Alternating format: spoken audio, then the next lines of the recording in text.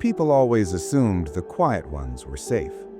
Teachers loved me because I never talked back, never got into fights, and always turned in my homework on time. To most of the kids at school, I was invisible.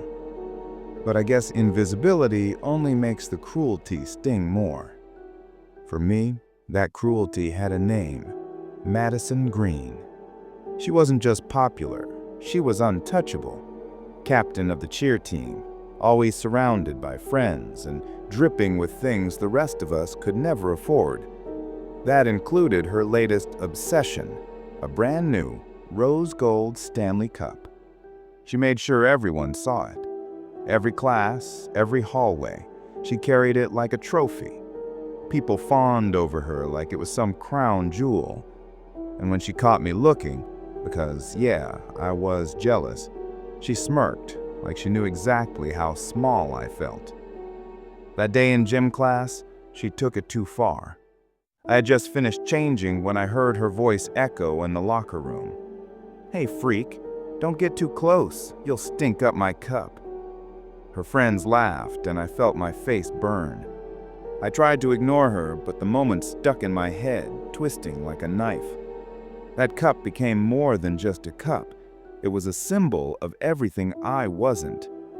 When the gym ended, she left her stuff in the locker as usual. Her shiny new Stanley sat right there, gleaming under the fluorescent lights, while everyone else filed out. I stayed behind, pretending to tie my shoes, waiting until I was alone. I don't know what came over me.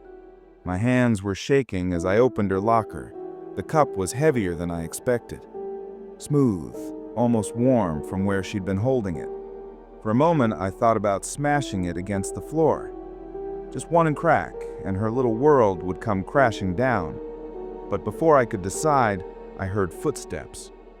I froze. It was Madison. She must have forgotten something. She stopped in the doorway, eyes locking on me instantly. "What the hell are you doing?" Her voice was sharp, accusing. I could have put the cup back and begged her not to tell. I could have said it was a mistake. But instead, something inside me snapped. "You think you're better than everyone just because of this stupid thing?" I shouted, clutching it tighter. She stormed toward me, anger flashing across her perfect face. "Put it down, loser. Don't touch what isn't yours." When she grabbed my wrist, instinct took over. There was a pair of scissors on the bench from someone's craft project earlier that day. Without thinking, I snatched them up. Her smirk never left her face, not even when I drove the scissors into her neck. The sound she made, half scream, half gurgle, still echoes in my head at night. Blood sprayed across the lockers, across the floor, across me. She staggered backward, hands clawing at the wound, her precious Stanley Cup slipping from my grip as she fell. It hit the ground with a dull thud, but didn't break, just like her. She wasn't dead. Not yet. She writhed on the floor, gasping, eyes wide with disbelief and rage. By the time the others came back, it was over. They pulled me off her, screaming as the cup rolled to a stop beside her body. Madison survived. Barely. But she would never be the same again. And neither would I. I spent 2 years in juvie and 3 more in court-ordered therapy. Now, just like some cruel joke, I'm forced to tell my story at schools, warning kids about envy and violence. But the worst part? They gave me Madison Stanley Cup after the trial. It sits in my room now, dented and scratched and stained at the rim. When the light catches it, I swear I see blood glisten on the metal, and I hear her choking screams all over again. I wanted to destroy her cup.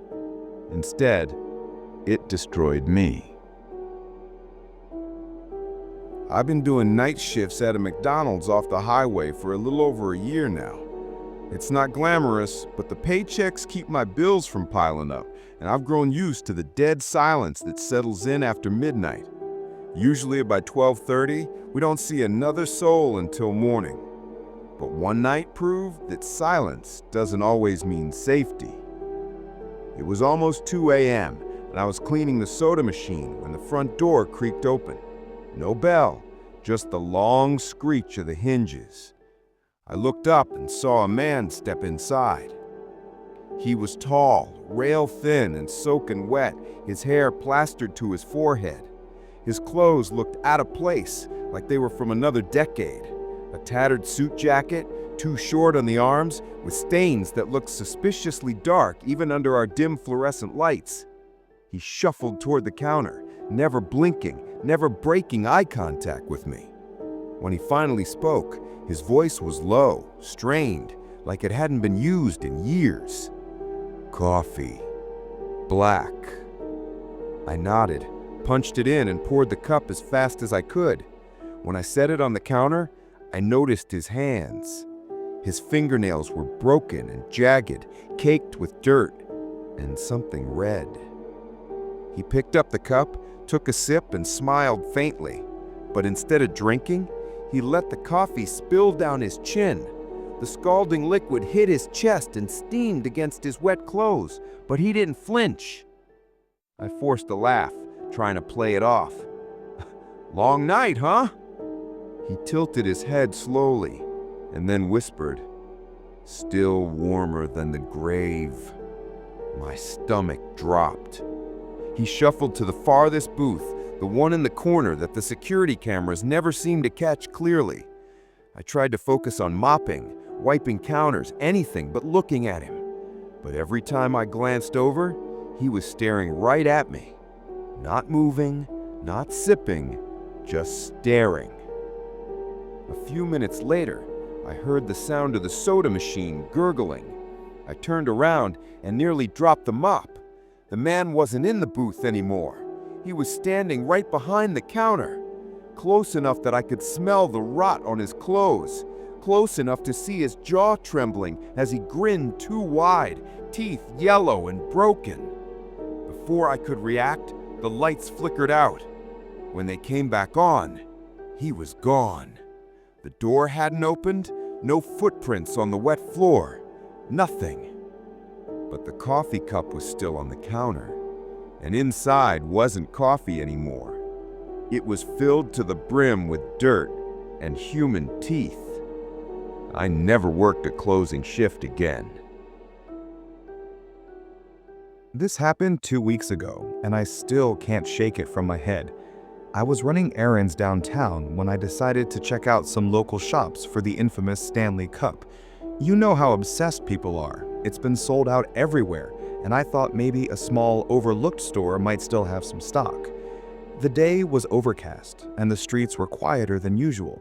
I passed a boarded-up pharmacy, a pawn shop, and then noticed a little storefront tucked between a laundromat and a shuttered movie theater.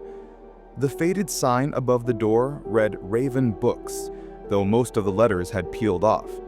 The windows were dusty, and through the glass I could see shelves sagging with old books, random trinkets, and what looked like boxes stacked haphazardly. It didn't look promising, but something about the way the light caught a metallic glint inside made me push the door open. The bell above the frame gave a brittle, broken ring. Inside, it smelled of damp paper and mildew. Dust floated in the air, and I could hear faint dripping somewhere in the back. An older man appeared from behind the counter. He was tall, with a long gray beard, and deep lines etched into his face. His eyes, though, were sharp, like they didn't belong to an old man at all. "Looking for the Stanley Cup, right?" he asked before I even said a word. I froze. Yeah, how did you—" "They've been popular," he interrupted with a knowing smile. "I keep the special ones in the storeroom. Follow me." My stomach tightened, but my curiosity kept me there. He pushed aside the curtain behind the counter and gestured me in. The storeroom was narrow and dimly lit by a single bulb swinging overhead. The shelves were yellowed books, porcelain dolls with cracked faces, and dusty mugs. But in the middle of the room was a glass display case. Inside, I saw them. 3 Stanley Cups shimmering under the light like treasure. I stepped closer, almost relieved. "How much?" I asked. He chuckled, low and dry. "They depend. These aren't like the others. These don't stay empty." "What do you mean?" I frowned. He leaned closer, his breath smelling faintly of iron. "Take a sip, see for yourself." I shoved it back at him and stepped away. My pulse was racing, every nerve in my body screaming to get out. He didn't chase me. He just set the cup back in the case and said in a low voice, "One day you'll be thirsty enough. Everyone comes back eventually." I bolted. I didn't care that I tripped over a stack of boxes or that I scraped my arm on the doorframe as I ran out. I just wanted the distance between me and that place. But here's the part that keeps me up at night. I went back 3 days later, this time with a friend, to prove to myself I wasn't crazy. But when we reached the same street, Raven Books wasn't there. Where it had been was just a brick wall. No door, no windows, no sign. I don't know what I saw in that storeroom or what was in that cup, but sometimes, late at night, I get this horrible thirst.